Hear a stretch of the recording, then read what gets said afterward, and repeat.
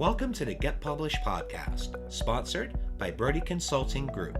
To get more information about our coaching, publishing, executive ghostwriting, and podcast production services, go to getpublishedpodcast.com. Hello, I am Paul Brodie, and thank you for joining us for another episode of the Get Published podcast, where we help authors get published with a proven system that works. Today, we're being joined by Gina Fresquez, author of Women Who Influence. Gina, welcome to the show. Thanks for having me. I'm so glad to be here. How did I do in the pronunciation of the last name? Perfect. All right. It's a hard excellent. One. Well, let's get straight into it. So the first question that I'd like to ask is, what is the one piece of advice that you would give to a first-time author who is currently writing their book? Oh, this is such a great question. So the first thing that comes to mind is, to me, a lot of times we think about writing our story or our book and the content, and we get really hung up on the content. But sometimes I think it's really important to get clear on why you're writing it and what you want to come from it. So, because writing a book is one thing, that's one little blip, but then what do you want to happen next? And then why are you writing it in the first place? It's what has helped me. I come back to that all the time when I'm marketing my book, and what I really want to come from my book is that clarity piece. Like, are you writing it because you want to speak more? Are you writing it to get more clients? Are you writing it just because you have this dire story that you have to get out? Those are the whys. And then what do you want to happen next? Like, do you want to become a speaker, which is, I love speaking. And so for me, it's want to get booked for more speaking gigs, but maybe you want to do a book tour, or, who knows? Again, the possibilities are endless, but I think that really ties it home to me on getting started into that writing process. And what do you feel is the hardest part about getting published? Yes. So, for me, the hardest part was the whole idea of it, to be honest. I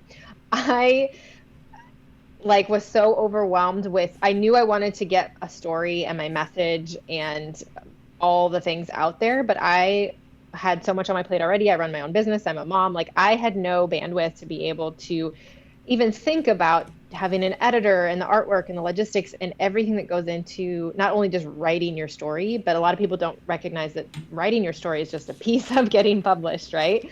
And so to me, the hardest part was that whole process. And like you and I chatted a little bit before, I opted to go a different route to take all of that off of my plate, because that to me was the biggest barrier in getting started. And I think that I would probably to this day still not have written my book and my story if I didn't decide to do a collaborative book, which is what I ended up doing. And we can talk more about that. But that really took all of that worry and fear and all of the moving pieces away. That really, I feel like I got published so much faster than I would have before. Well, and that's one of the nice things about these collaborative books, because we were talking before the show about that. I've actually finished our own book that's coming out, which is our Get Published business book, where we've got 75 people sharing their story. And the nice thing with that is you get your chapter done, you send it to us or whoever you're working with. They send you back an edited copy, you approve it, that's it. The only thing you have to do from that point is just be ready for when the book launches. So what has been your experience with that? Because I know you've mentioned you being part of actually 2 book collaborations, and from my understanding, you're quite fond of it. Yes, I am very fond of this model now. So my original book came out last year, and I knew I wanted to be an author, but I didn't know the how yet, because all of the other ways that I've seen people go about was really overwhelming for me, like I mentioned before. And so when I was approached by my publisher, Kate Butler, this was a series that she does in these women story collaborative books. So you become a co-author in a book. And I just lit up. I was like, oh my gosh, not only is this going to take away all my fears as far as I only am in charge of writing my chapter, which again, like I said before, that's usually that's all they think about. They don't think about all the other things that have to go into actually getting your book published. And that's the part that was very stifling for me. And so for her to just say, I'll take care of everything, all you have to do is write your story, and then obviously launch day and promote the book, and we can get into marketing stuff later. But that just felt like a breath of fresh air. One, just it made it so much easier. I think I'd still be sitting on my story today if I didn't go that route. I also didn't know how to do it. I've never published a book before, and she was an expert. And so she knew how, she had all the best artists and all the best editors and all the best of everything that I probably wouldn't even have access to. So that also made it really, really helpful. And then the other thing that I didn't even see, that you probably experienced with your collaborative book, is doing it with other women. And so we're all marketing the book together. We're all supporting this book together. We're all sharing our stories together, created this amazing community that I didn't even think about going into this project, and how it's actually today we still talk. It's like still the book actually created a community on its own. And that was just another piece that just really, to me, solidified doing it in this way, so much so that I'm doing the next book that comes out August 28th. So I'm like all in for collaborative books. They just really, I think for me personally, light up all my green lights. I also don't like to do things really by myself and alone. And it just felt really supportive to be kind of all of us going through the process together and cheering each other on. It's just a very supportive process for sure. And typically with collaborative books, as you know, there's always an investment involved. So if you don't mind sharing, what was your investment to be able to be part of the book? Oh yeah, that's a great question. And so my published author network, she Keep Other Books, she has different levels, and so they have core different levels that you can participate in, because she also is a business coach, so she also helps you do more speaking and all those kinds of things. So again, this is where I say get clear on why you even do it in the first place. Like, do you just want your message out there, or do you want it bigger? And so the original investment was around $3,000. Wow. Yeah. Yeah. And for what level was that for the book? So it was $3,000 for your entry? Yeah, so that was the collaborative book entry. Yeah. Mm-hmm. Got it. And what did that include? It included everything as far as you just had to write your story. She also is a story coach. So she also coaches you in pulling out your story and really helping you write your story. So she's also a writing coach, which, depends on what you're looking for. If you're already an expert and you already have your pieces to bring to the table, that might not be how that was for you. I know for me, I knew I had a story to tell. I didn't even know what I wanted to share yet. So she also is a coach in that way and helps you pull out your story and helps you write your story, which for me, I had tons of writer's block. So that was really helpful. And so she does that. And then she also creates a huge mastermind that lasts pretty much a whole year, that supports us through our journey in writing the book and supporting each other through the launch, through the marketing, and then also what you want to do afterwards. So as it's a part of your business or a part of you wanting to speak or anything like that. So there's a lot of hand holding through that process, which made it, for me, really nice. Got it. So you had a 1-year mastermind. It included a little bit of coaching, support. How long was your chapter? How many words? Mine was 2,000 words. Got it. Yeah. Yeah. And give or take, and then you got to have your bio and all that kind of stuff. So again, this is why I really always bring it back, because I get a lot of people ask me like, why did you write a book? And again, it's what piece of the pie do you want? Like, some people really just want to become an author? For me, I really just wanted to get my message out there and serve and make a bigger impact. And so, again, it gets why are we writing books? Or do you really want to teach somebody? Or, there's just so many different reasons why people want to write a book. Absolutely. Let's talk about marketing. So please share a marketing strategy that you have used in your book launch that has worked well. Yes. So what I tend to do, so I'm highly, my business has been 100% online since day one for the past 7 years, and I'm really into online marketing and social media marketing and things like that. So for me personally, I have always relied on my close network of supporters and influencers and basically spreading the word. So like maximizing your efforts by the people that you know and in your network.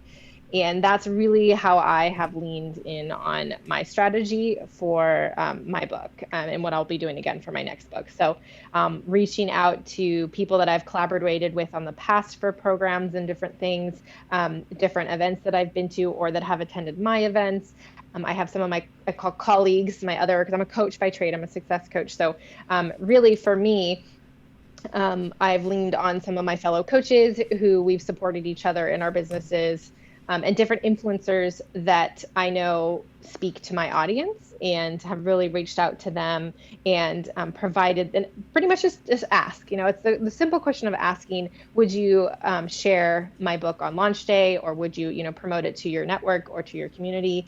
And the outpouring of support has always been so big, and I've just always been really grateful and thankful for the support that I've had. And the other piece of that is making it easy for them. So to me, if you're going to ask somebody to support you or just spread the word about what you're up to, I always try to provide them pictures, swipe copy, email templates, anything that I can provide to them that just really is a plug and play for them. Again, they can customize it to whatever they want, whatever feels good for them, but just make it, if it's an ask, it's an easy ask. And then I usually either send them a digital copy of my book, or if it's somebody who went above and beyond, I'll send them a book. So. Well, speaking of books, I'd like to ask, what is your favorite book, and what was the number one thing that you learned from it? Yes. So I love this question because there's so many books out there, and I'm a personal growth and development junkie. So being a life and success coach myself. So I love, and I always reference this book, and it's probably been talked about before. So you've probably heard of it. It's The War of Art by Steven Pressfield. Yep.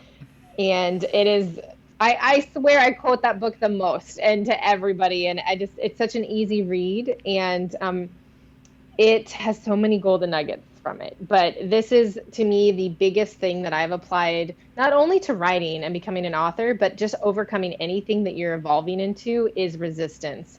And that, to me, is like, anytime you're experiencing resistance, and this is what he taught me in this book, is anytime you experience resistance, anytime you get closer to that thing that your soul's calling you to do, that next evolution, you will experience more resistance. And so to me, that always reminds me to keep going and to push through the resistance instead of stopping, because most people stop at that 99%, 95%, and they don't even realize that they've almost reached their destination. So to me, that's like been a life changer for me, for sure.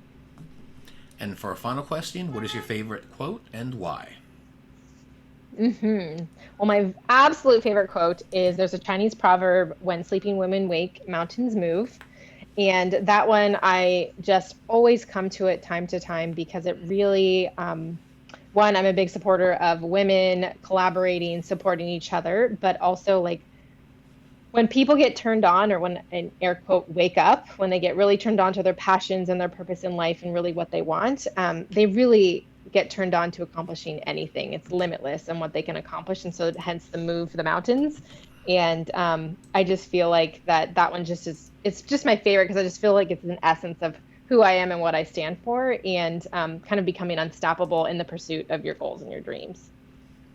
Well, Gina, I want to thank you for being a guest on our show today. What is the best way for people to find you online? Yes, thank you for asking. So it's really easy, even though my last name isn't the easiest, but my website's simple and easy, ginafresquez.com. And then I'm on all the social media channels, pretty much Facebook and Instagram mostly, but I'm also on LinkedIn and Twitter at Gina M. Fresquez. And I have a really fun, engaging Facebook group called The Ambitious Journey, and people can find me in there. So that is pretty much where I spend most of my time these days.